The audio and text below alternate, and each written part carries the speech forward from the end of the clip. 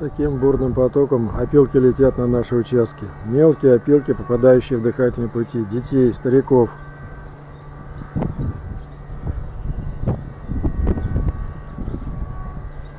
Из-за этой маленькой банальной выручки, которую получают эти людьми-то, их больше называть нельзя.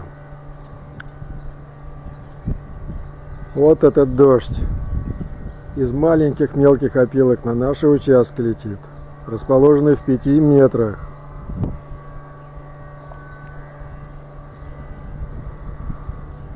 Собрать все эти опилки и вот той мрази, которая крышует их, засунуть в соответствующие места.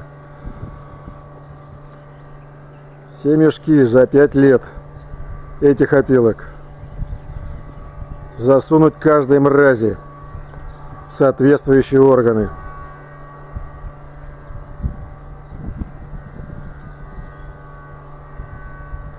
Достали провокаторы. Сломать им шею, они ждут этого, только провокации делают.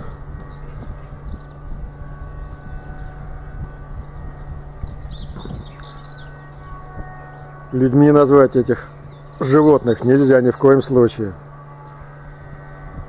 Все контролирующие органы, проверяющие данное предприятие и дающие возможность работать на землях, предназначенных для строительства жилья, в жилой зоне, в центре поселка. Такие же животные.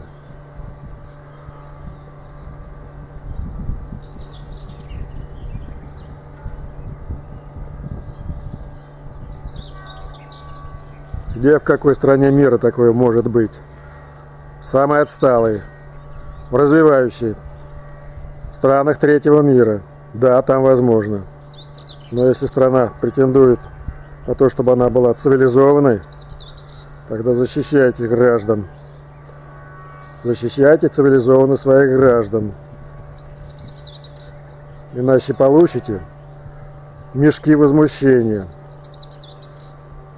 Такие же, вот, которые летят в дыхательные пути, после чего граждане болеют, не знают от чего.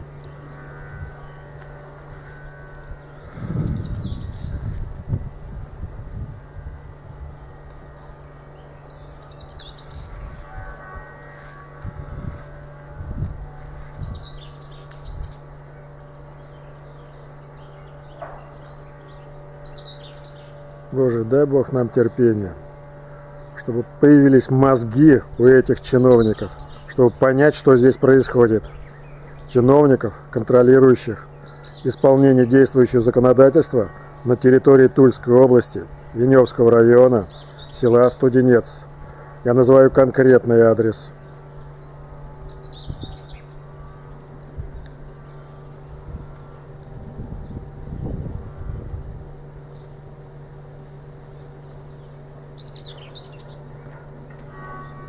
По-моему, школьнику понятно, что здесь происходит нарушение всех законов, и прежде всего экологических.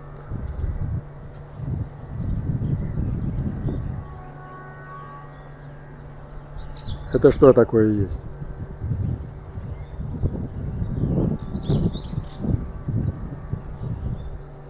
Это что такое есть? 5 лет. 5 лет. С 17 февраля 2014 года. 5 лет. Полиция, прокуратура, Роспотребнадзор, МЧС. Никто не видит здесь никаких нарушений.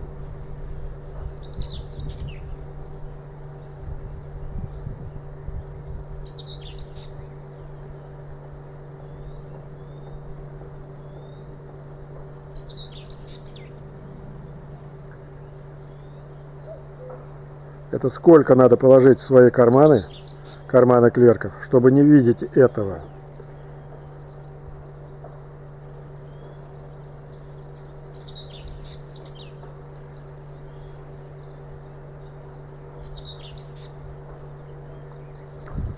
Шум, опилки, пожароопасная ситуация, расположение производственного предприятия по действующему общероссийскому классификатору виду деятельности производственные предприятия используются на территориях, предназначенных для индивидуального жилищного строительства. Что кому нужно еще объяснять?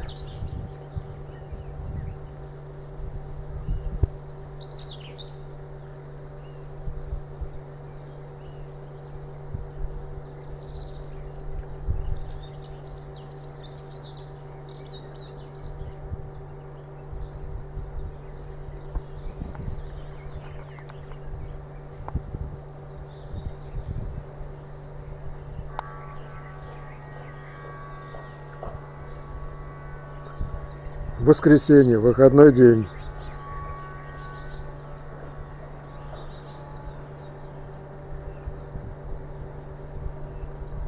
И так каждый день. С утра до вечера. Все.